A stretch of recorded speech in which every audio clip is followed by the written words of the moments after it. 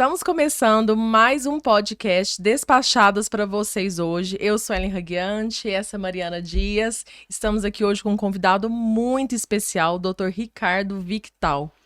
Ele é psiquiatra, médico com experiência há mais de 30 anos, mestre em depressão e saúde mental.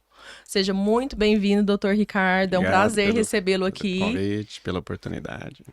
Certinho. E eu vou começar com uma pergunta assim que eu acredito que seja uma curiosidade de todos nós, né? A depressão e a tristeza. Consegue explicar para nós a diferença? Sim. Às vezes é um termo comum, né? Eu tô deprimido, né? Mas existem distinções, sim. A tristeza, ela geralmente está associada a algum evento que desencadeou e ela ocupa apenas um dos nossos construtos das nossas emoções, que é o humor entristecido, né? Ela tem geralmente um assunto específico, uma característica em termos de intensidade e duração, né? Ela é passível de ser abordada, né? Ela é passível de se refletir, né? Existe um contexto, né? Existe uma forma de evoluir, né? Essa tristeza ao longo do tempo, na medida em que esse assunto vai se resolvendo, o nosso humor vai se resolvendo. Diferentemente da depressão. A depressão é algo além da tristeza. Existem vários outros clusters de sintomas associados a outros aspectos do adoecer emocional e mental. Existem alterações cognitivas, instintivas, neurovegetativas, né, físicas. Então é um conjunto de fatores, um conjunto de sintomas de vários aspectos diferentes somados à tristeza. Não é só uma tristeza, né? Então existe prejuízo de atenção, fixação, concentração e memória. Existe pessimismo, autoestima baixa, preocupação exagerada. Existe alteração do sono e da fome para mais ou para menos, né? Uma alteração acima de 5% do peso corporal para mais ou para menos é caracterizado como sintoma depressivo. Nossa. Pode estar associado a um evento ou pode não ser tão perceptível naquele momento uma causa específica. E aí cabe a uma investigação terapêutica a identificação do fator que pode estar associado. Ou seja, é um transtorno com vários aspectos diferentes somados, não é só uma tristeza, né? E com uma repercussão, né, importante, prejuízo importante em vários aspectos da vida. Não só a tristeza fisiológica, a tristeza do evento, né? Tem repercussões globais, né, no funcionamento, na prejuízo da saúde física, no rendimento, na qualidade de vida, na socialização, né? Então tem uma complexidade enorme, não só uma tristeza. Eu poderia falar, por exemplo, então, que a depressão é um fator de saúde mesmo genético, enquanto às vezes a tristeza ali seria um fato ou um ocorrido que desencadeou aquele humor no sentido do sentimento. A gente poderia dizer que a depressão tem sim um componente genético. Geralmente a gente encontra mais pessoas familiares que têm os transtornos mentais em geral, depressão também. E a tristeza talvez fosse algo da natureza humana, né? Que não teria nenhum marcante genético, né? Seria inerente à natureza humana. Entendi. Uma diferenciação seria essa também. E considerando essa carga genética, a depressão ela tem cura ou ela só tem tratamento? Existe um pessimismo com relação à psiquiatria no que diz respeito à cura, porque tem se visto talvez uma característica dos transtornos mentais em geral é de se tornarem crônicos, né? Acreditaria-se então que a gente teria muito mais um controle, né, uma ausência de sintomas do que uma cura.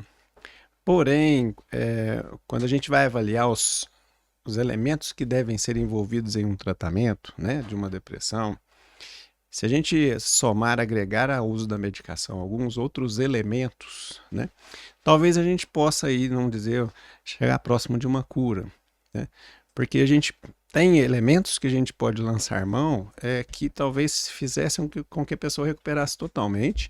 O tratamento é eficaz, a gente consegue recuperar uma pessoa e fizesse com que isso não voltasse a se repetir, né? Em geral, eu dou uma orientação de vários elementos além da medicação, né? O paciente que está tomando só a medicação não está tratando depressão. Exemplo, atividade Exercício física. físico. São uma série de sete itens que eu cito para todos Olha. os meus pacientes e que depois de anos os pacientes me falam assim, me lembro daquilo lá, dos 7 itens, é esse, né? Quais são esses itens? Então vamos lá. Medicação. Medicação, quando tem indicação, ela é fundamental. Para determinadas características e sintomas em termos de qualidade ou intensidade, ou duração, ou gravidade, prejuízo, né? O paciente precisa de uma medicação. E a gente pode, daqui a pouquinho, falar sobre as medicações psiquiátricas aí, né? Para tirar os estigmas. Mas a medicação tem um papel bioquímico, aquela história de serotonina, noradrenalina, o neurônio por algum motivo vai deixando de produzir. O papel do remédio é estimular o neurônio a voltar a produzir esses neurotransmissores em níveis fisiológicos. Aí o remédio faz esse estímulo no neurônio. A gente tem que manter esse estímulo por um tempo. E depois o neurônio dá conta sozinho. Né? Essa é a característica bioquímica da depressão. Mas a Organização Mundial de Saúde reconhece que existem 4 aspectos do adoecer humano em todas as doenças: o biológico, o psicológico, o social e o espiritual. Então esses 4 aspectos têm que ser abordados em todas as patologias. No meu caso, quando eu oriento, esses 7 itens são medicação, terapia, né? Tem aspectos do adoecer que só terapia vai resolver.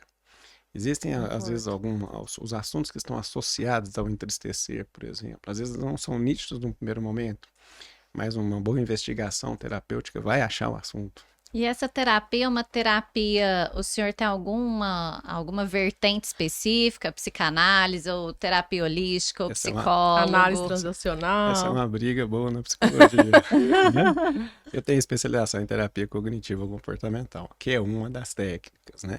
Todas as técnicas são belíssimas, são eficazes. Todas as técnicas conseguem chegar onde precisa chegar, que é nesse reconhecimento do perfil do paciente, do histórico de vida, dos eventos, dos fatores inconscientes, né, dos fatores que estão associados aí ao adoecer que não são tão perceptíveis. O papel da terapia é esse esclarecimento, esse autoconhecimento. Todas as técnicas são eficazes. Acaba que cada paciente é de acordo com o perfil que vai se adaptar a uma técnica ou não. Então tem as críticas de todas as técnicas, assim como todas as técnicas são belíssimas, né? É muito do perfil do paciente. Mas das técnicas a que tem se aproximado do modelo médico, talvez pela oportunidade de gerar ciência, investigação, é a cognitiva comportamental. Porque ela é mais objetiva, mais racional, ela aplica escalas.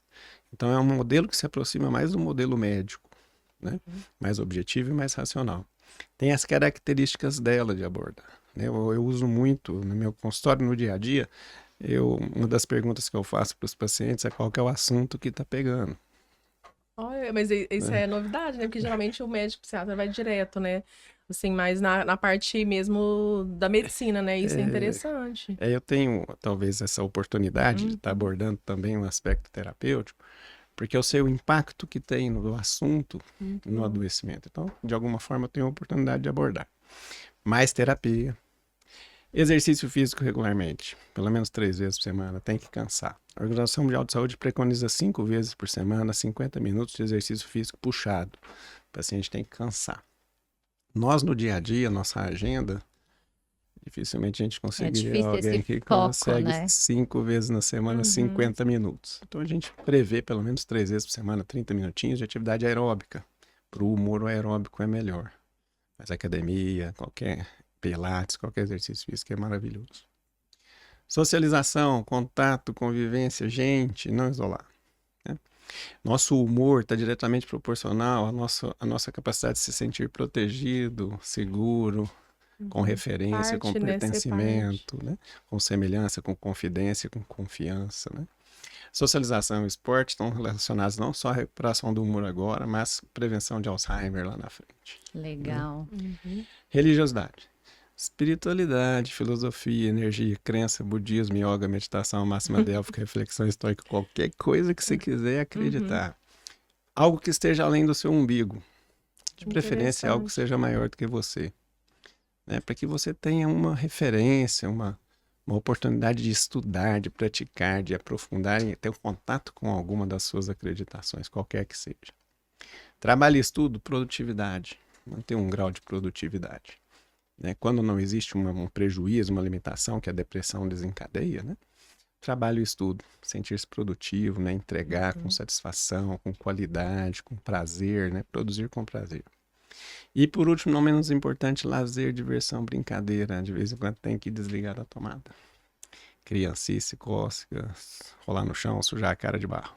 Isso Tá? mesmo. Sair do mundo adulto, sério, de compromisso, de dívidas.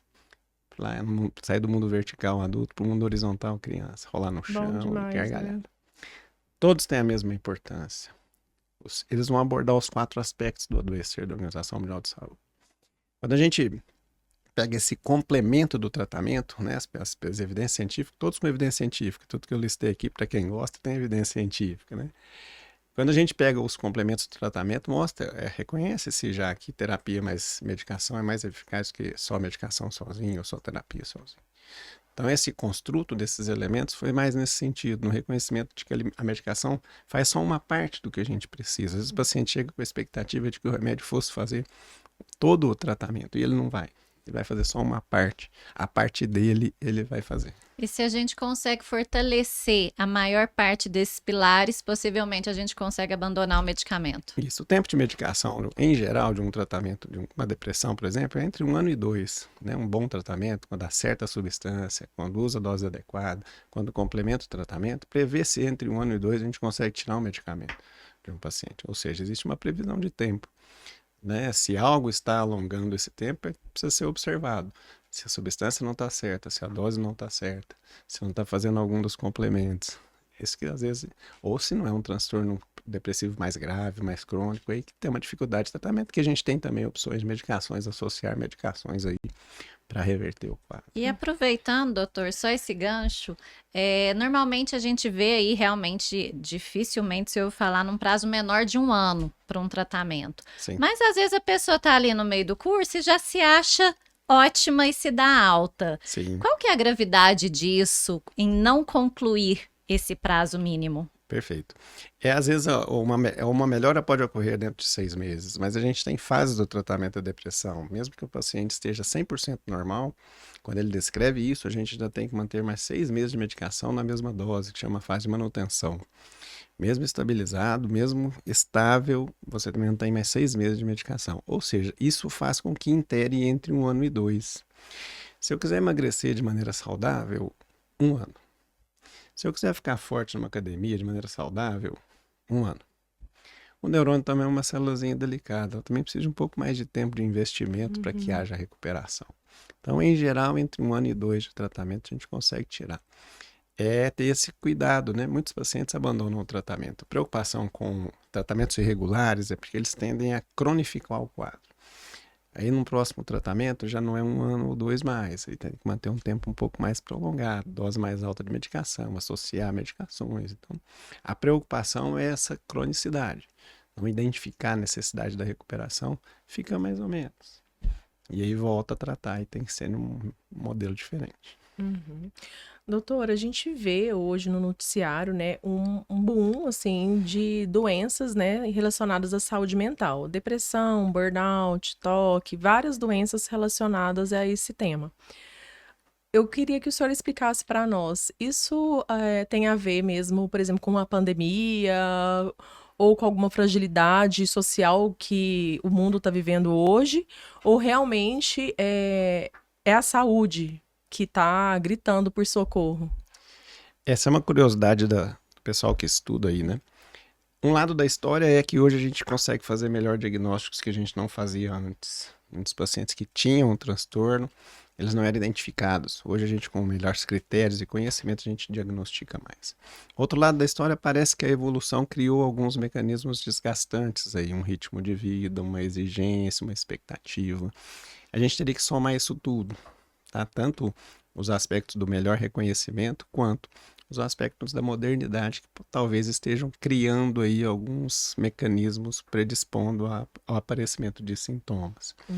Tá? Mas é uma somatória desses 2 fatores aí. Mas eu falo assim, a pandemia, ela realmente trouxe, assim, consequências a longo prazo para a sociedade como um todo? A gente ainda não conhece as causas dos transtornos mentais. Nós estamos caminhando para achar. né? A gente Não tem a fonte? Substratos biológicos, a gente ainda não tem as causas. A gente chama de transtorno, a gente não chama de doença, porque a gente não tem ainda as causas definidas. Olha só. Mas essa é a procura da psiquiatria biológica. A psiquiatria biológica, aos poucos, está tentando aprofundar para achar. Já tem algumas suspeitas, alguns trabalhos mostrando infecção por citomegalovírus crônico, ou toxoplasmose crônica e transtornos mentais. Uma curiosidade, né, reconhecida aí no meio, é que pós-Covid a gente identificou um boom de ansiedade, né? Pacientes que nunca tiveram ansiedade, a estatística aumentou muito. E piora dos sintomas depressivos, né? Alguns transtornos mentais. Então, de alguma forma, mostrando aí o processo infeccioso, inflamatório, imunológico, né? Que pode estar por trás aí dos transtornos mentais. Hoje entende-se que a depressão é uma doença inflamatória, é generalizada, né? Não é só uma doença localizada no cérebro, como a gente tem visto, né? Então, assim, mostrando que num futuro a gente vai chegar, né? Nos substratos aí, se é algum vírus, se é algum patógeno, se é um processo imunológico, qual o processo inflamatório que está envolvido, inclusive para que a gente possa abordar. O tema do meu doutorado foi em imunologia, né, na depressão, que é o próximo capítulo da psiquiatria. Né, começar a pesquisar processos inflamatórios infecciosos e imunológicos associados aos transtornos mentais. Muito né? interessante. A teoria dos medicamentos foi chegando a um momento aí que ela é válida, mas ela não consegue explicar tudo mais, né, dos transtornos mentais. Então está se buscando aí outras informações e uma delas talvez seja nesse campo, né? De intervir nesses aspectos imunológicos. Inclusive, nessa busca, existe algum indicativo ou perspectiva de que os transtornos vieram da Covid ou do isolamento? Parece estar associado ao vírus, né?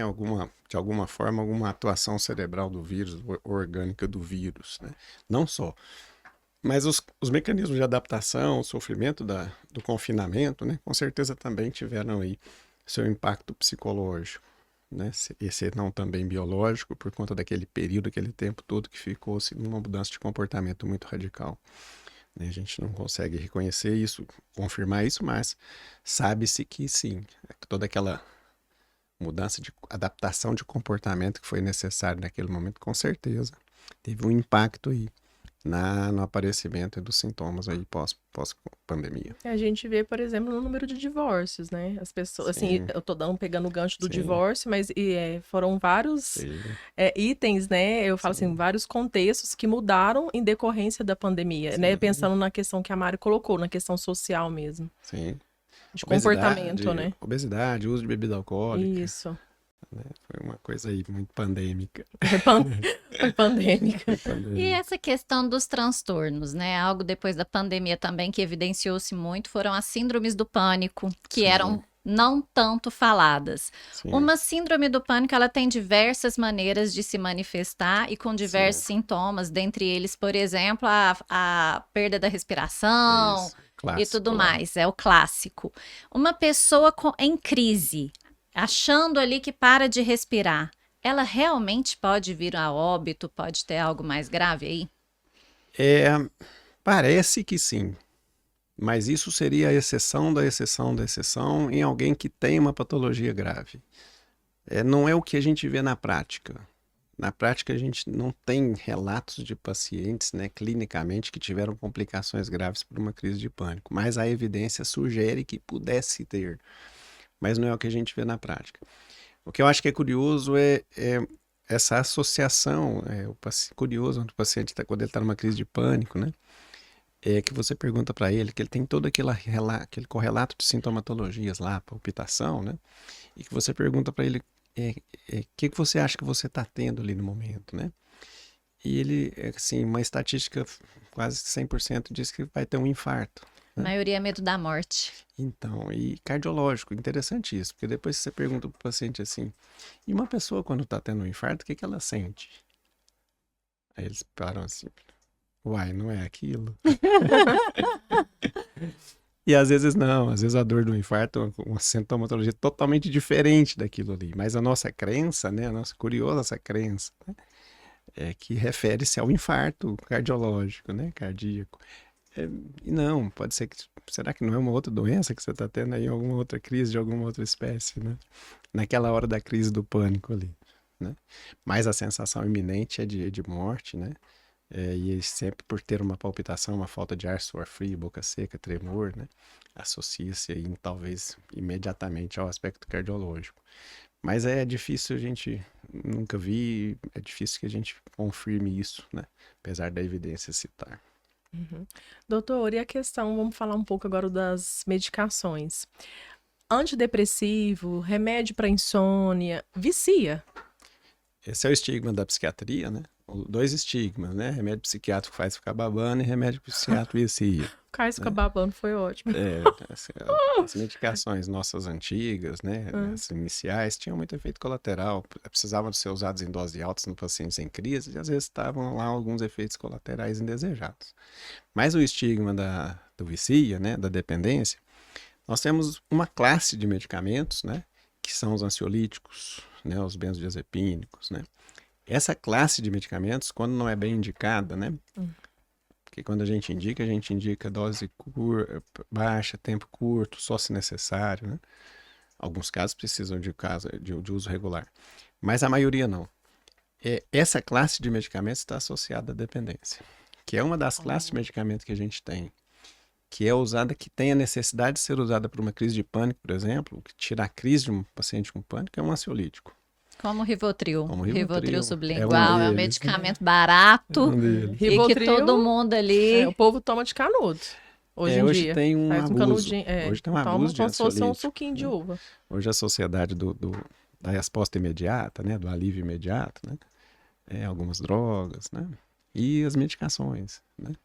Buscam isso como um alívio. Então, é corriqueiro você ouvir um ou outro falando assim, eu tomo esse aqui para eu dormir. Né?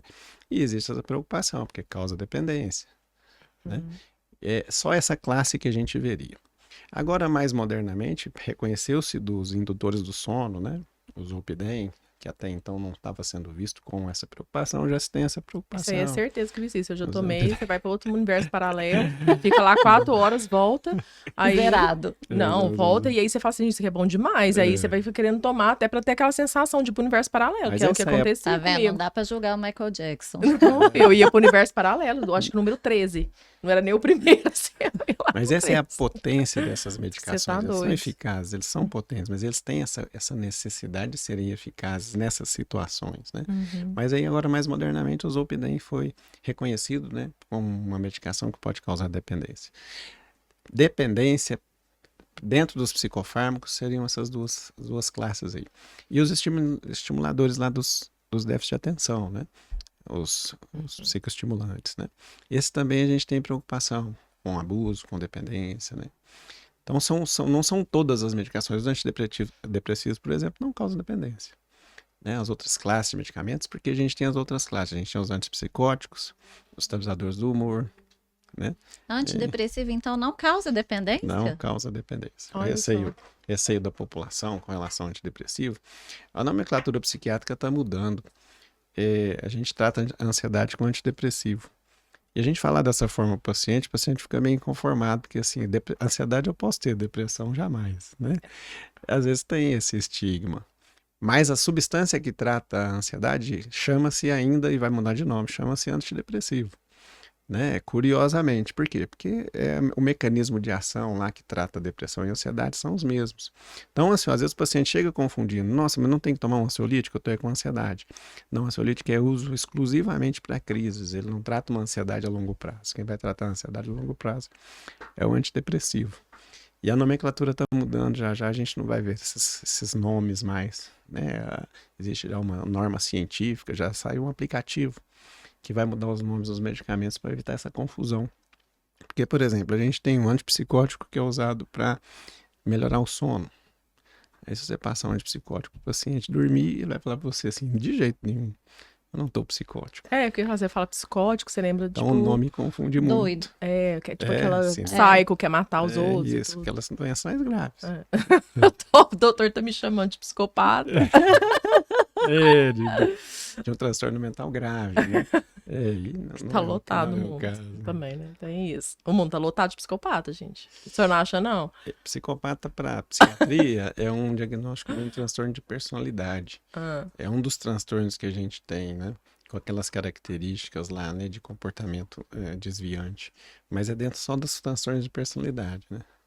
Os antipsicóticos são usados para os transtornos mentais graves, né? Esquizofrenia, transtorno bipolar.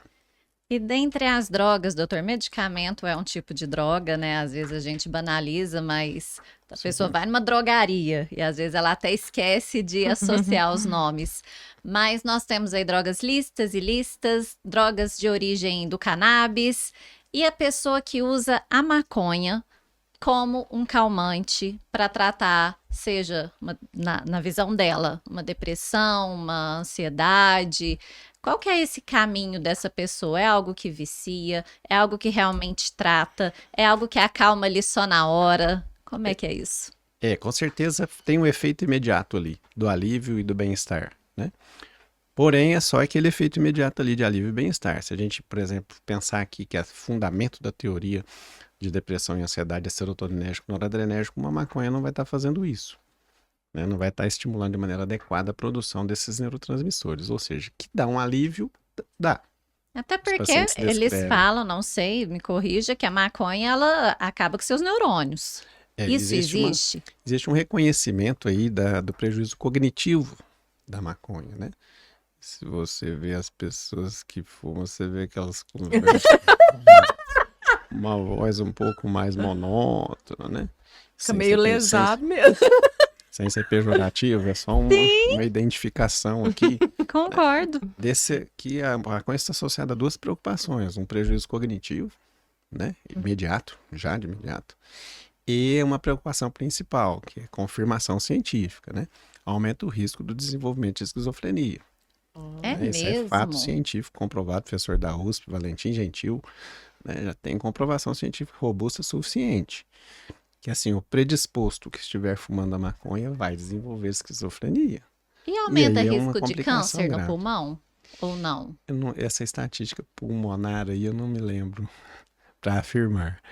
Mas, voltando, desculpa, a nossa área, esse é fato, né? Existe aí pacientes que acabam se internando pelo uso crônico da maconha e passam a desenvolver síndromes psicóticas como a esquizofrenia. Né? Então, assim, é um risco.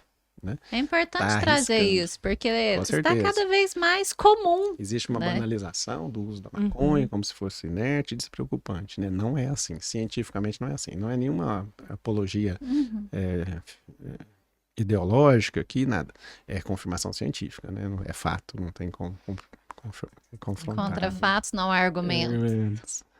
Pensando na questão da depressão assim, em gestante agora, né? Falar um pouquinho desse público.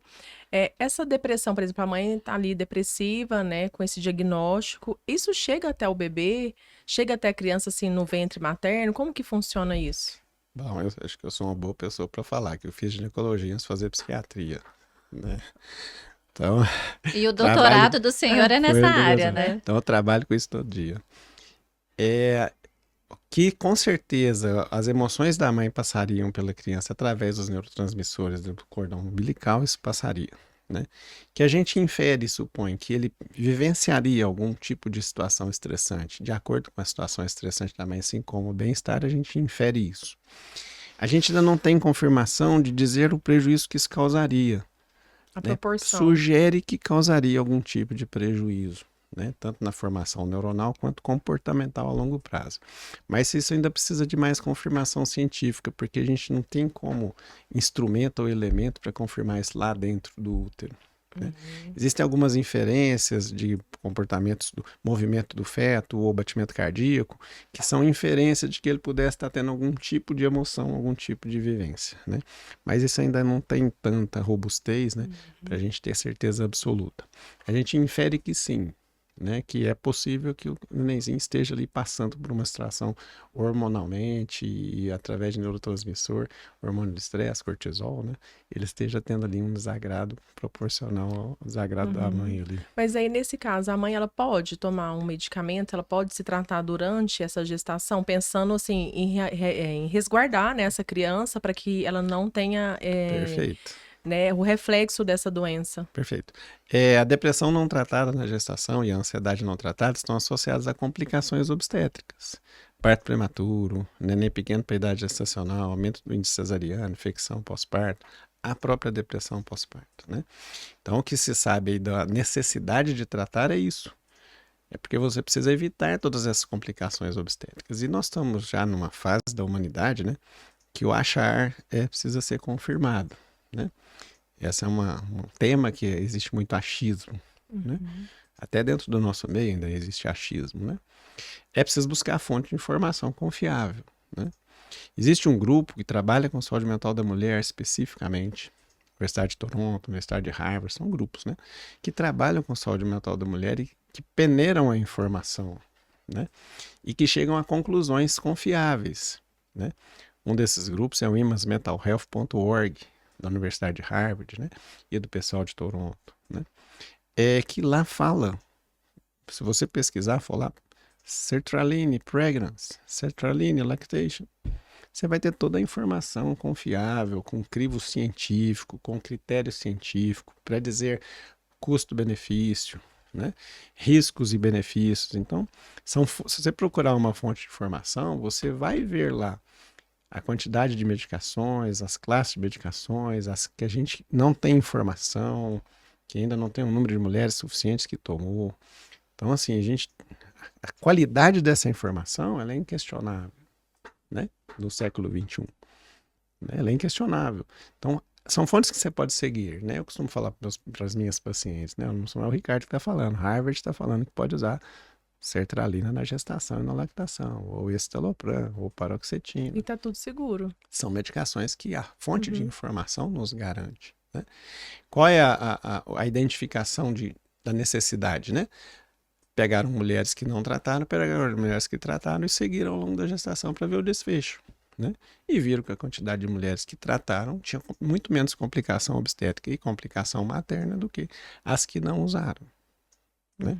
Então isso foi respaldando aí, né, a informação acerca da necessidade para as pacientes que têm indicação de medicação não ficar sem tomar medicação, procurar o psiquiatra e fazer um investimento no tratamento, porque tem medicação segura, que não causa prejuízo para o neném, que não causa prejuízo para a mãe. Pode ser usado tanto na gestação quanto na lactação. Perfeito. E, inclusive, doutor, nessa questão do pós-parto, né, essa depressão pós-parto, baby blue, eu acredito que tenham graus de severidade. Sim. Pode acontecer, porque isso eu falo até por uma experiência de uma amiga.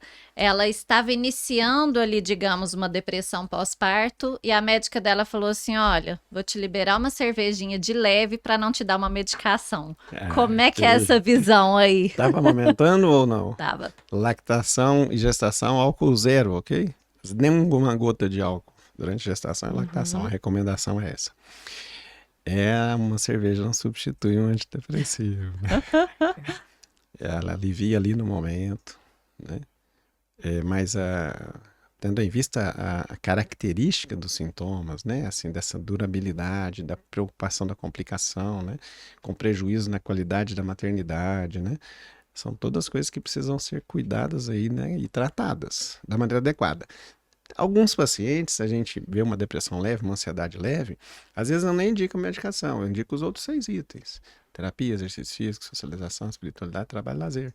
Muitos pacientes que a gente vê que essa medicação não é necessário. Você fazer uma terapia, você vai resolver a questão que está pegando, você consegue resolver seu sintoma. Mas nas que tem indicação, não se abster de tratar, né? Procurar informação de confiança e investir no tratamento. Ou até questão hormonal mesmo, né? Porque a mulher fica meio surtada, assim, a gente fica doida, assim, mas é porque os hormônios estão ali todos bagunçados ali depois de uma gestação, né? Depois do parto. Sim, existe uma mudança hormonal brusca, né? Sai uma placenta cheia de hormônios, né? Nossa, e aí ali tem uma enxurrada ali de alterações. Um grupo de predispostos, não são todas as mulheres, né, que vão ter depressão e ansiedade na gestação. Sim. É só as mulheres que nascem com uma predisposição, que nessa fase de oscilação hormonal, né, gestação, puerpério, climatério, né, TPM, pré-menstrual, esse grupo de mulheres predispostas vai apresentar sintoma e aí é interessante o tratamento. Sim. Doutor, e uma pergunta assim, eu acredito também que seja uma curiosidade assim geral. Todo suicídio está ligado a uma depressão? É uma estatística grande de que sim, mas não só. Né? Não é só a depressão que está associada ao suicídio. Os outros transtornos mentais, existem outros transtornos mentais que também estão associados ao suicídio, né? Uma síndrome psicótica, uma esquizofrenia numa síndrome, um transtorno bipolar, algum transtorno de personalidade com impulsividade muito grande, né? Abuso de substâncias, às vezes o paciente intoxicado, né? Então, assim, tem outros aspectos dos transtornos mentais que estão associados ao suicídio também, ao aumento do risco, não só a depressão. Pode sim. E nós estamos aqui no Setembro Amarelo, né, que é um mês aí de se falar do suicídio para buscar aí uma prevenção. A pessoa que realmente está disposta a ceifar sua vida, ela dá sinais, ela avisa, ou aquela pessoa que alerta o tempo todo, ela não vai ter coragem de fazer isso? Existem lá os mitos, né? A Associação Brasileira de Psiquiatria tem uma cartilha aberta na internet sobre suicídio. Dá várias informações importantes, né? Para quem tem aí essa curiosidade, essa necessidade, é interessante recorrer. Para tirar um pouco dos mitos, né? Aquela que ameaça não faz, né? Pode fazer sim, tá? Em geral, sabe-se que o paciente que cometeu suicídio, ele dá algum sinal em algum momento para alguém. Muitas vezes numa consulta médica anterior, no especialista geral. Ele dá alguma dica, né? Ele dá alguma fala, algum comportamento. Hoje a gente tem visto mais modernamente através da internet. Manda uma mensagem lá, né? Então, assim, de alguma forma ele dá sinal, né? Se não explicitamente, verbalmente, implicitamente, né? Mudança de comportamento, né? Entristecimento, reconhecimento do entristecimento, choro, né? Isolamento, né? Então acaba que a gente conseguiria, né? Muitas vezes identificar isso para talvez uma maioria, infelizmente para não todo mundo. Quando às vezes a gente pega aí uma história de um ator famoso, de uma personalidade que talvez a gente não sabe o grupo próximo como é que estava vendo isso, mas para nós é uma notícia de surpresa. Né? Pega um ator famoso, uma atriz aí, uma personalidade que cometeu suicídio. Né? E quais são os principais mitos referentes ao suicídio que o senhor citou aqui para nós? O principal talvez seja esse, quem ameaça não faz. Né? Mas essa cartilha é legal porque ela lista vários lá. Né?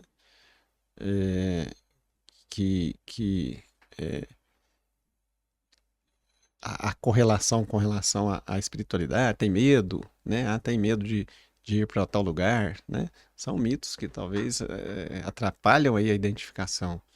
Mas que eu me lembro aqui que chama a atenção é esse, ameaça, da ameaça, sabe? É o que é mais marcante aí. Mas tem vários que tem que ser tirados. E usuários de drogas em surto psicótico, eles são capazes mesmo de suicidar? Sim. A preocupação com a intoxicação, né, é tanto a auto quanto a heteroagressividade. Né?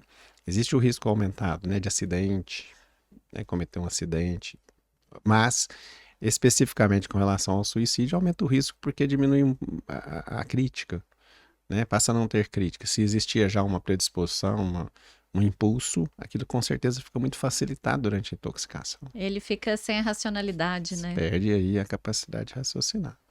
De crítica, e aí com certeza existe uma tendência e um risco aumentado de uma impulsividade, um ato impulsivo. Doutor, e qual que é a correlação dos jogos online hoje no que tange ao suicídio? Porque a gente vê muitas crianças, né, que passaram ali por desafios na internet, cometem suicídio, e aí a gente fica essa pergunta, foi suicídio ou foi uma indução? Qual que é a opinião do doutor referente a isso?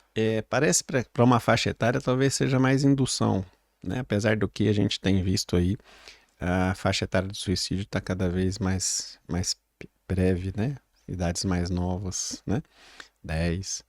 Então, assim, mas parece que para esse público mais jovem, com relação a esse tipo de informação, é mais uma indução, né? E talvez um erro de cálculo ali. Mas, com certeza, nesse público tem alguns ali que já estavam com essa construção do suicídio, né? Que aproveitam-se talvez daquela linguagem, aquele elemento ali, para poder favorecer né? Eu não sei se é sensação, mas o que a gente lê de quando tem relatos de crianças e tudo mais, parece que elas não acreditam que vão perder a vida, né? Sim, Acreditam o que vão risco, dar né? conta daquele A desafio. indução do risco, né? Deixa ocorrer a história da coragem, né? Do desafio, né? Deixa ocorrer esse risco, né? Talvez alguns errem a mão ali, errem a medida, né? Mas mesmo assim, dentro desse público, com certeza tem alguns um ali ou que outro que queria devem mesmo. estar ali naquele movimento de tristeza ali, de depressão, Mas aí a gente não taxa Sim. como suicídio, então, por exemplo, essa criança que foi induzida e que acabou Não, perdendo a vida. Não esse seria um suicídio. Seria um não seria acidente. um acidente. Uma indução aí de um na verdade se matou, mas a intenção não era de se matar. Foi um erro, né? Inclusive, um dos jogos aí atuais, né, que tem tirado o sono de muitos pais e deveria tirar mesmo, é o Roblox. Muitas crianças com jogos online, sem supervisão. Sim. A partir daí, nós temos adultos se aproveitando dessas crianças, aumento aí de pedofilia, Sim. abusos dessas crianças de maneira virtual. Sim. Esses abusos podem trazer uma depressão para uma criança. Eventos traumáticos ao longo da vida têm o potencial de causar depressão. É muito comum, né, que você pergunte para os pacientes na anamnese geral, né? Ao longo da sua vida passou por algum evento traumático e costuma descrever. A depender da qualidade, né, da impacto desse evento traumático, com certeza. É muito comum que a gente veja pacientes com transtornos mentais até mais graves, internados, né, que tenham passado por eventos traumáticos, eventos de abuso na infância, né? Mas então, isso na fase adulta. Lá e na a fase criança, você já teve algum diagnóstico de criança com depressão? Com certeza. Hoje o diagnóstico de depressão também está cada vez mais breve. Transtorno bipolar, a própria TDAH, né? Com certeza. Hoje a gente tem conseguido reconhecer, né? A criança, a manifestação sintomática é um pouco mais diferente do adulto. Não é só o humor deprimido, né? Às vezes uma mudança de comportamento, passa a tirar nota baixa na escola, um isolamento, uma irritabilidade, choro fácil, né? Tem algumas outras manifestações aí na infância e adolescência, que são da especialidade, né? Que são um pouco diferentes das manifestações do adulto, né? Uma dor de barriga, né? Uma resistência para ir na escola, né? Pode ser um sinal de alguma coisa ali. Né? E aí essa atenção aí mudou o comportamento de qualquer espécie, cabe aos pais levarem para investigação, pelo menos para uma psicóloga e para um psiquiatra. E nesses casos chega a entrar com medicação controlado? Sim, a gente tem medicação segura e tranquila hoje para criança, né? Com certeza. O tratamento é basicamente o mesmo do adulto, as abordagens e a indicação das medicações seletivas dessa fase de idade. E por que, doutor, que essas crianças estão esses adolescentes estão adoecendo? Igual você disse, né? Crianças com 10 anos, né? Em caso de depressão, às vezes até suicídio. O que está acontecendo com as nossas crianças? Eu acho que aquilo que a gente comentou, né? Os dois aspectos. Um é a modernidade, com os desgastes da modernidade, e outra é que a gente está começando a fazer diagnóstico mais fácil. A gente está conseguindo identificar, né? Antes o menino talvez passasse por um quadro depressivo lá, o menino que era agitado demais, né? Vivia correndo o dia inteiro, né? Talvez tivesse uma depressão. Todo mundo ia chamar o menino de inquieto, né? Bagunceiro. Né? Hoje talvez a gente esteja capacitado a reconhecer um pouco mais esses transtornos, né? Somado aí ao desgaste, né? Às exposições que a gente tem tido da modernidade aí, né? A exposição a estímulos que antes a gente não via, né? Que hoje eles estão recebendo muito precocemente. Então, uma preocupação aí do desgaste desse tipo de estímulo em crianças em idade que não poderiam estar tendo esse tipo de estímulo. O doutor, e com relação ao trabalho, ao famoso burnout, muita gente aí mistura depressão com burnout, e ao mesmo tempo eu vejo uma banalização da medicação e a continuidade da cobrança em excesso. Então, por exemplo, em muitos ambientes de trabalho, eu falo isso do próprio Tribunal de Justiça, que é onde eu me encontro hoje, a coisa mais comum é falar: qual remédio você toma? Eu tô com tal remédio, eu tô com tal remédio. Então, assim, é banalizar aquele ritmo e para dar continuidade naquela produtividade em massa. Qual que é o prejuízo disso e qual que é normal essa banalização de um burnout nesse mundo hoje tão acelerado, IA e tudo mais, que é sempre mais? É uma curiosidade, o burnout está sendo reconhecido agora como classificação, né? dentro dos transtornos aí, curiosamente, ele acaba cindindo com a psiquiatria na proporção dos sintomas depressivos e ansiosos, porque naturalmente ele é uma transtorno, uma doença do trabalho, né? Que inclusive o especialista para classificar, para caracterizar e dar um laudo para um paciente é muito mais o médico do trabalho, porque ele precisa fazer uma investigação caracterizar especificamente que é o ambiente de trabalho que está associado ao desgaste. Isso precisa ter uma exclusividade, porque senão eu posso falar que é porque estava brigando com a mulher ou o pai bateu na mãe antigamente. Então, eu preciso caracterizar isso com muita clareza. E só um médico do trabalho que conhece as características do ambiente do trabalho é que talvez tenha mais habilidade para fazer isso. Fica ao psiquiatra tratar os sintomas, né? Mas talvez a exigência da modernidade, né? A necessidade do ritmo, né? Você não pode parar. Tem que manter seu ritmo. Daí, assim, uma desconsideração, por um lado, a exigência das empresas, né? É muito comum um funcionário chegar com um desgaste, citar que é correlacionado ao ambiente, à chefia, né? Mas a necessidade de manter o ritmo, né? Faz com que se busque aí alguma substância. Eu ia falar alternativa, mas vamos usar uma substância para poder manter o ritmo. Né? Isso, de fato, é um adoecimento mental, não é assim, aquela pessoa é mole. Não. Aliás, até esse é mole é histórico, né? Historicamente, já teve um histórico ao longo da nossa vida. A gente vê com a história é mole. E com certeza tinha muito problema por trás do Zé Mole que a gente ouviu. De repente, né? Pifa. Mas a necessidade de manter o rendimento aí, né? Eu quero dormir, ansiolítico, preciso render, Ritalina, quero aliviar, maconha. Quer dizer, a busca do santo graal, né? Eu costumo falar, né? Todo mundo querendo achar o santo graal, né? Achar a resposta, o impacto, a resolução, a solução, a coisa perene, né? E no dia a dia a gente não tem nada, né? Para quem acredita em Deus, Deus é essa fonte, né? Mas no dia a dia a gente não tem nada que preencha, né? Toda essa necessidade humana aí. Freud descreveu, né, a nossa vazio existencial, né? A gente tem uma sensação de que está sempre faltando algo ou alguém, né? E é importante que a gente tenha isso, a gente vai morrer com isso, né? Porque se eu não precisasse de mais nada, não preciso levantar da cama. De manhã cedo, estou pleno. Não preciso levantar para eu fazer nada na minha vida. Já estou preenchido. Então essa sensação de falta é que faz com que a gente busque, né? Vai atrás, se levantar para trabalhar, para estudar, para casar, para ter filho. Essa sensação aí. Doutor, eu tenho uma dúvida. O transtorno de personalidade, ele está associado a qual tipo de doença mental? Ele está dentro das classificações dos transtornos mentais. Ele tem a família dele lá, são os transtornos de personalidade. São vários tipos diferentes, com classificações diferentes e abordagens diferentes. Mas ele é um dos nossos transtornos mentais. Assim como a depressão, a ansiedade. A pessoa realmente acredita que ela é outra pessoa? Com nome, tudo, crachá, tudo? Mas você fala a dupla personalidade.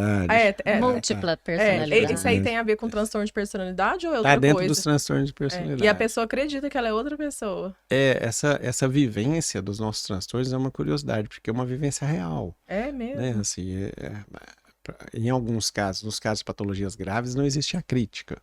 Nos casos de patologias que a gente consegue abordar, a gente consegue gerar essa crítica, criar essa crítica, né? Mas até então, enquanto não houver uma abordagem, existe uma acreditação. É mesmo. Uma Um dia a pessoa acha que é Patrícia, no dia ela acha que é Rosana. Uma fé, né? Uma Sério? acreditação. Não, mas é porque é sério. Porque, igual aquele filme fragmentado. É porque eu falo assim, a gente vê muito em filme, né? A pessoa assim muda a voz, muda o comportamento, assim, né? E aí eu queria saber se não era ficção. Sim, não, é verdade. Eu acredito que tem transtorno de personalidade e tem transtorno de caráter. Sim, tem também. Tem. São coisas diferentes. O transtorno de personalidade geralmente é uma coisa duradoura ao longo da vida. A pessoa tem aquele jeito de ser em situações diferentes, né? Então é uma coisa inflexível. Tem as características próprias delas lá. Não é só um dia tá acreditando de uma forma e no outro não tá mais. Né? Não funciona assim. Ela é do jeito da pessoa ser, historicamente. Ô, doutor, e uma dúvida, não sei se o senhor vai conseguir me responder. Quanto à psicanálise, Existe graduação em psicanálise? Porque hoje a gente vê muitos cursos por aí formando psicanalistas, independente da base que essa pessoa venha. Ok. Como é que a gente pode tratar isso? É uma curiosidade porque eu deixei de acompanhar isso ao longo do tempo. Até então, quando eu sabia, qualquer pessoa com curso superior, um diploma de curso superior, poderia fazer uma formação em psicanálise, né? O que hoje eu não sei como é que tá isso, a legislação, como é que tá. O que ninguém de nós concorda, né? Assim, não existe uma formação de base de uma outra profissão que vá, a partir de uma formação pós-graduação, né? Que tenha lá, mesmo com o tempo de duração de uma formação, não teve a base. Não teve a Seria base o da mesmo da graduação. gente ensinar alguém a ser advogado. É isso. Eu tenho uma AB, vou fazer um curso agora para você que quer ser advogado. Isso. Agora passar a ser, né? É passar a ser, né? Então é isso que a gente acredita. E é muito sério, né? Porque um psicanalista está tratando ali de dores das pessoas, de pessoas fragilizadas. Faz intervenções que marcam, assim, modifica a vida da pessoa. Né? Então, assim, da área, nós não concordamos com isso de forma nenhuma. Né? Não há formação básica suficiente para poder ter essa pós-graduação aí e atuar, né? É uma coisa impensável. Vamos pro ping-pong? A gente vai fazer um ping-pong, então, com o senhor aqui para a gente poder encerrar. Depressão é? Depressão é um transtorno mental, é uma doença crônica, generalizada, inflamatória, multifatorial, com aspectos genéticos, né? Que requer um cuidado que é curável, né? Vamos colocar assim, que o tratamento é eficaz, a pessoa recupera e que precisa ser abordada porque traz um prejuízo global muito grande, né? Assim, os transtornos mentais podem não estar associados tanto à mortalidade, mas a prejuízo, a morbidade, a gente costuma falar, os transtornos mentais são marcantes. Então, a depressão é uma dessas doenças que traz muito prejuízo desnecessário. Se você intervir, você consegue recuperar o que você precisa. Um inimigo da saúde mental? Dentro daqueles 7 itens que eu citei lá, né? Algum deles que você deixasse de fazer, talvez estivesse colaborando para um risco, aumentando o risco, né? Fora a medicação, né? Fazer terapia, exercício físico, socialização, espiritualidade, o trabalho e o lazer. Qualquer um desses aspectos aí pode estar associado a um risco, né? O maior erro das famílias na atualidade? A disponibilidade interna para o próximo, né? O próximo que está mais próximo. Né? Caso os filhos, né? Filhos, né? A construção desse ambiente, né? A construção dessa linguagem, dessa proximidade, dessa coisa espiritual ou energética, né? Esse ambiente familiar. A vida vale a pena por quê? Uma questão legal, filosófica, né? Para cada um de nós, talvez tenha um significado. Né? Há quem ache que precisa estar aqui para manter a espécie, né? Há quem tem um propósito, né? Quem acha que veio aqui para construir alguma coisa. Há quem venha acreditando que existe um desejo, uma necessidade de evolução espiritual, né? E há quem ache que a gente, vários achares, né? Mas há quem ache que a gente veio aqui para experimentar, né? Para ter oportunidade, experiências, vivências, emoções, sentimentos, é o 100, né? Sentimentos, sensações, sentido, né? Então há quem acha que precisa ter essa necessidade de contato, de experiência, de sensações, de sentimentos, né? Para poder ter essa oportunidade de vivenciar isso. Ou seja, viver é uma dádiva, é um privilégio. É um privilégio, com Muito certeza. Bem. Então nós vamos encerrar mais um episódio. Muito obrigada por compartilhar tanto conhecimento, né, a sua experiência, tirar tantas dúvidas acerca de assuntos tão importantes, né, principalmente nesse mês de setembro agora.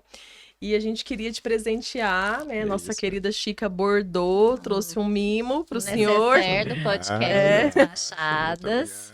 Especialmente para o senhor. Obrigado a vocês pela oportunidade. Imagina. Brilhantismo do programa. Muito obrigada. E a gente aproveita para agradecer os nossos patrocinadores, Chica Bordeaux, que inclusive, né, fez a necessaire aqui do nosso convidado, Globo Contábil, Porto Bank, Patrícia Rezende, que nos arruma, né, nossos cabelos, Geomática e hoje FM Boutique nos vestindo com essas roupas lindas e maravilhosas. Então a gente encerra mais um episódio, contamos com vocês, né, para nos acompanhar, sempre com um tema polêmico, trazendo assuntos importantes.